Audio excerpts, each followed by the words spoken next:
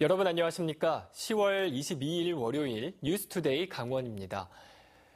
최근 수확철을 맞아 농기계 안전사고가 잇따르고 있습니다. 특히 농촌 인구가 고령화되면서 65살 이상의 노인들에게 사고가 주로 발생하고 있어 각별한 주의가 필요합니다. 김상훈 기자가 보도합니다. 밭 옆으로 난 농로 경사면이 움푹 파였습니다. 이 농로에서 59살 황모 씨가 몰던 경운기가 우측으로 넘어지면서 경운기 바퀴에 황 씨가 깔려 병원으로 옮겨졌지만 숨졌습니다. 핸들 조작이 막 내리막이나 이럴 때는 잘 안 될 때가 있거든. 그럴 때는 반대 크러치를 써줘야 되는데 비탈에서는 사람들이 그거 생각을 안 하고 그러니까 정방향으로 하려고 하면 이게 반대 방향으로 돌아가 버린다. 지난달에는 양양군에서 경운기가 전봇대를 들이받아 70대 농민이 숨지기도 했습니다. 본격적인 가을 수확철을 맞아 이처럼 농기계 사고가 잇따르고 있습니다. 경찰청이 집계한 자료에 따르면 최근 5년간 농기계 사고로 숨진 사람은 모두 377명. 특히 수확철인 10월에는 3일에 1명꼴로 목숨을 잃었습니다. 이렇게 농기계에 별도의 안전장치가 없는 것도 문제지만 농촌이 점차 고령화되고 있는 것도 농기계 사고의 한 원인으로 꼽힙니다. 지난해 전국 농가 인구 가운데 65살 이상 노인은 42%, 지난 10년 동안 10% 가까이 늘었습니다. 농촌 인구의 고령화로 농기계 교통사고 가운데 65살 이상 노인이 차지하는 비율도 해마다 증가하고 있습니다. 연세가 많으시다 보니까 심도 딸리시고 위기 대처 능력도 떨어지시기 때문에 사고가 많이 일어나는 것 같습니다. 농촌의 고령화 가속 현상 속에 농기계 사고를 줄이기 위한 대안 마련이 시급해 보입니다. MBC 뉴스 김상훈입니다. 우리나라에서 유일하게 삼척 소환 계곡에서는 민물김이 자생하고 있습니다. 삼척시는 이곳에 연구센터를 만들어 민물김 증식 연구를 시작을 했고 서식지 생태환경 보존에도 나서고 있습니다. 이형진 기자의 보도입니다. 삼척시 근덕면 초당골로 이어지는 소환계곡입니다. 생태경관 보존지역인 이곳에는 우리나라에서 유일하게 민물김이 자생하고 있습니다. 소한천 600여 미터 구간에 민물김이 서식해 과거에는 주민들이 채취해 팔기도 했지만 이제는 양이 크게 줄어 보존이 시급합니다. 삼척시가 민물김 연구센터를 건립하고 종보존과 증식 연구를 시작했습니다. 실험동과 배양시설을 갖춘 연구센터에서는 민물김의 서식 환경과 생태 등을 연구해 대량 증식을 계획하고 있습니다. 계곡에 있는 민물김을 가지고 채취를 해서 거기에서 이제 포자를 받아가지고 온도 구매 항온기에서 온도별로와 조도별로 실험을 하고 있습니다. 이와 함께 계곡을 따라 민물김 생태 환경 훼손을 막기 위해 탐방시설과 전망시설을 만들고 있습니다.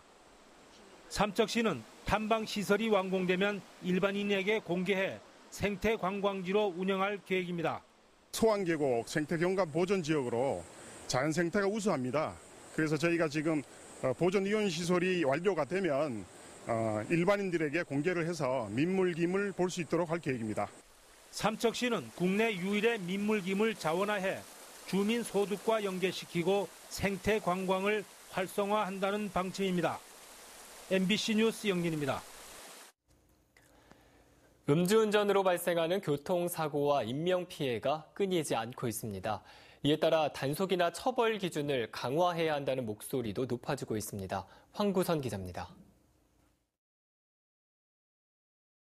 의식을 잃은 사람에게 심폐소생술이 진행되는 사이 곧이어 도착한 119 구급대원도 사고 현장을 수습합니다. 술에 취한 30대가 몰던 차량이 공사작업 차량을 들이받았습니다.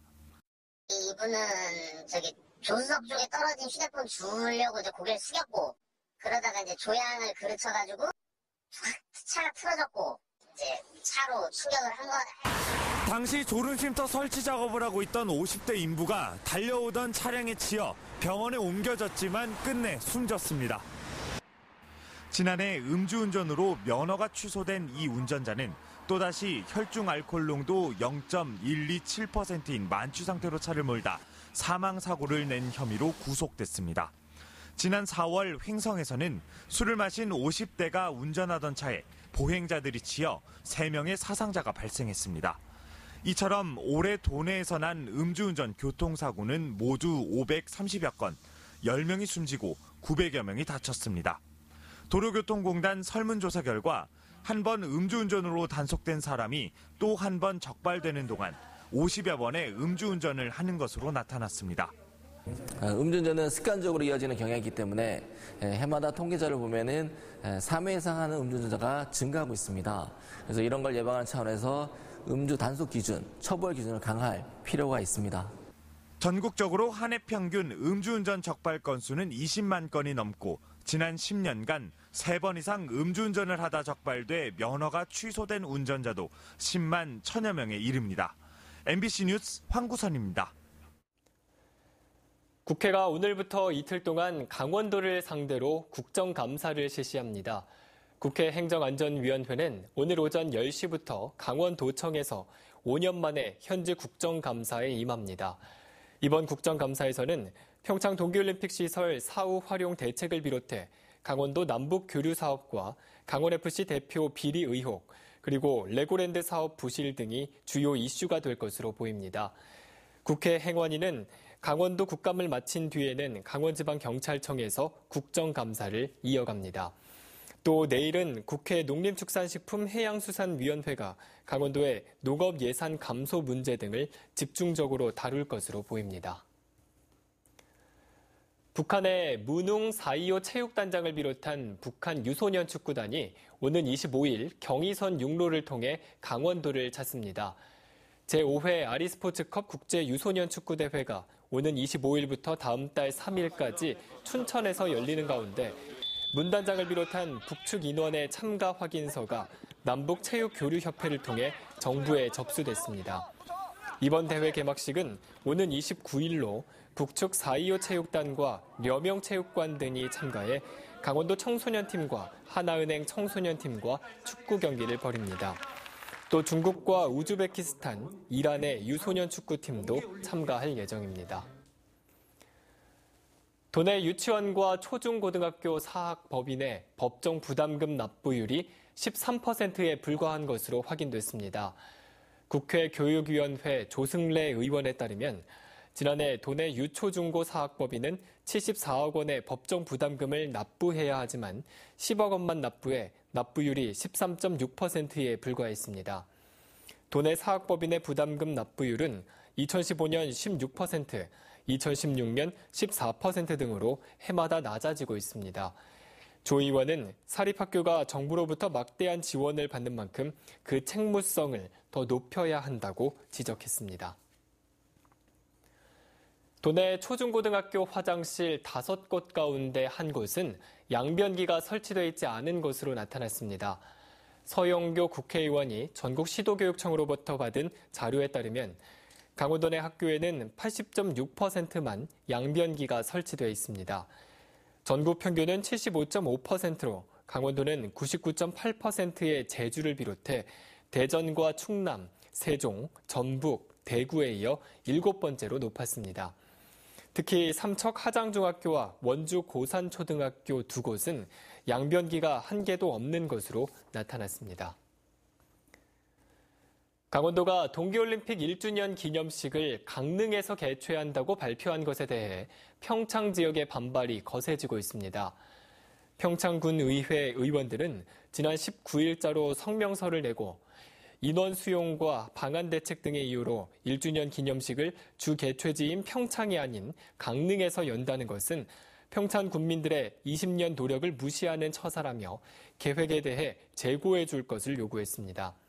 또 이를 받아들이지 않으면 강원도가 계획한 동계대회 유치에 대한 협조를 거부하며 기념 행사도 별도로 개최하겠다는 의지를 밝혔습니다. 오늘 강원도 지역은 동해상에 위치한 고기압의 가장자리에 들면서 가끔 구름 많겠습니다. 예상 낮 최고 기온은 영동 지역이 19도에서 20도, 영서 지역은 18도에서 19도, 강원 산지는 15도에서 17도로 어제와 비슷하거나 조금 낮겠습니다. 또 강원 내륙과 산지에는 서리가 내리고 얼음이 어는 곳도 있겠으며 오늘 아침까지 안개도 끼겠습니다. 그럼 자세한 오늘의 날씨와 행사를 안내해드립니다.